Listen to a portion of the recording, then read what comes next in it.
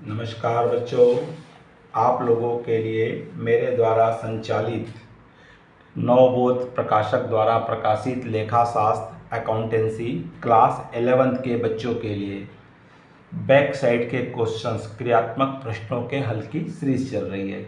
बच्चों, इसी क्रम में हम देख रहे हैं चैप्टर नंबर 8 बैंक समाधान विवरण, बैंक रिकन्सिलेशन स्टेटमेंट, और इसमें हम बना रहे हैं कैश बुक के डेबिट बैलेंस के अनुसार और हमको पासबुक का बैलेंस टैली करना है। इसी क्रम में हम देखेंगे क्वेश्चन नंबर 5 जो NCERT प्रश्न है और ये किस प्रकार से बनेगा और कौन से आइटम प्लस होंगे और कौन से आइटम माइनस होंगे, ये हम यहाँ पे देखेंगे।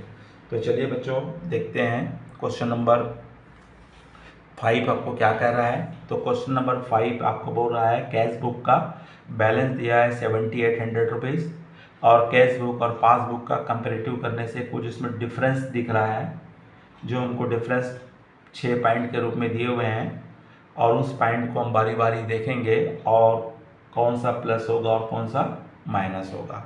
तो चलिए बच्चों, क्वेश्चन नंबर 5 का पहला पॉइंट है चेक जो जमा किए गए परंतु संग्रहित नहीं हुए, deposited cheque but not collected, ये माइनस होने वाला आइटम है। Cheque issued but not at presented for payment, ये प्लस होने वाला आइटम है। Insurance premium paid by bank, तो ये क्या हो जाएगा बच्चों, माइनस करेंगे। और bank interest credited by the bank, ये प्लस होगा। और बैंक चार्जेस माइनस आइटम होगा। और ग्राहकों द्वारा बैंक को सीधा भुगतान, बहुत इजी क्वेश्चन दिया हुआ है, चलिए बना के देख लेते हैं। तो सबसे पहले आपका आ जाएगा, इसका बैलेंस दिया हुआ है आपको, तो इसका बैंक रिकन्सिलेशन स्टेटमेंट का आपको प्रारूप मालूम है। पर्टिकुलर्स अमाउंट के 2 कॉलम होते हैं। सबसे पहले लिख लेंगे debit balance as per cash book, तो आपको बैलेंस कैश बुक दिया हुआ है, आपको 7800 दिया हुआ है। कुछ आइटम यहाँ पे प्लस होंगे और कुछ आइटम हमारे क्या होंगे, माइनस होंगे। तो वो सबसे पहला बोलता है चेक जो बैंक में जमा किए परंतु संग्रहित नहीं हुए, तो ये कौन सा आइटम है, माइनस होने वाला आइटम है। तो माइनस होने वाला पहला आइटम है ये check deposited into bank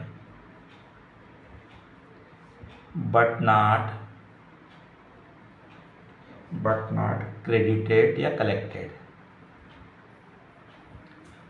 bank में जमा चेक जो संग्रहित नहीं हुए, कितना है 3000 रुपीज।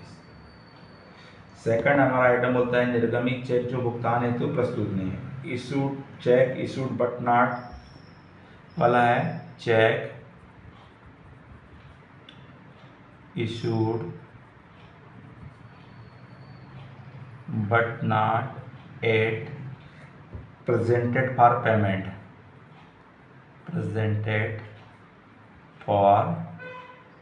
पेमेंट, और अमाउंट आएगी आपकी कितने रुपए है, 1500 रुपये, 1500 रुपीज़। आइटम नंबर 3 है बैंक द्वारा बीमे के राशि का सीधा भुगतान, तो हमारा घटने वाला आइटम है ये। तो घटने वाला आइटम है direct payment by bank, direct payment by our customer वाला है। तो insurance premium paid by the bank, insurance premium paid by bank,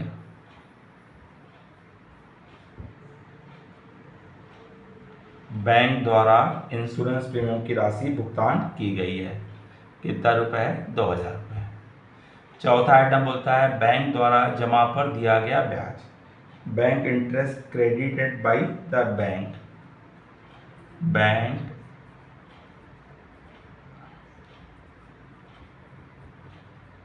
interest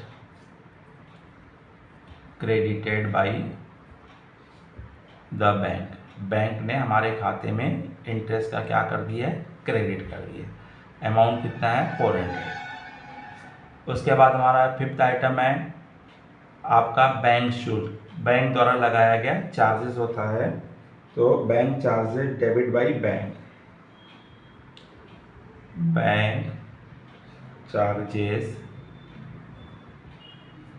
debited by bank, या bank charge by bank charges by the bank हमारा है 100 rupees.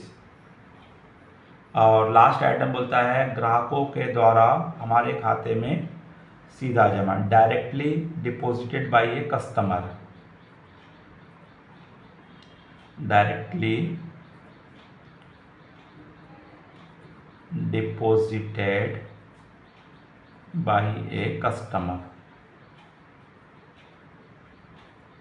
और amount है 4000 रुपये।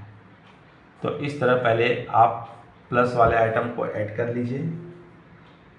तो प्लस वाले आइटम को ऐड करेंगे हम, तो इसका 1500, 400, 1900 रुपये और 4000, मतलब 5900 रुपये आ रहा है।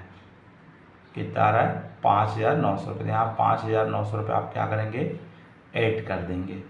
तो ऐड करने से आएगा इसका बढ़ करके 13700 रुपये आएगा। कितना आएगा? 13700 रुपये। अब इस 13700 रुपये में जो हमारे माइनस आइटम है, 3 आइटम है, 3000, 2000 और 100, 5100। इस 5100 को इसमें से क्या करेंगे? माइनस कर देंगे। तो माइनस करेंगे तो 8600 आएगा। क्या अगर माइनस कर कितना आएगा? 8600 रुपीज़। जो 8600 रुपीज़ आएगा वो आपका कहलाता है credit balance as per passbook. जो पासबुक में हमारा बैलेंस कितना शो कर रहा होगा? 8600। इस तरह बच्चों इसमें 3 आइटम प्लस हो रहे हैं और 3 आइटम क्या हो रहे हैं? माइनस हो रहे हैं। अच्छा इंपॉर्टेंट क्वेश्चन है ये। चलिए बच्चों, अगर बच्चों ये प्रश्न आपको प्रॉब्लम समझ में आया होगा तो लाइक कीजिए, अपने अधिक से अधिक मित्र साथियों को शेयर कीजिए और कमेंट्स बॉक्स में जाकर के आप अपनी राय अवश्य दीजिए। नमस्कार, जय हिंद, जय भारत।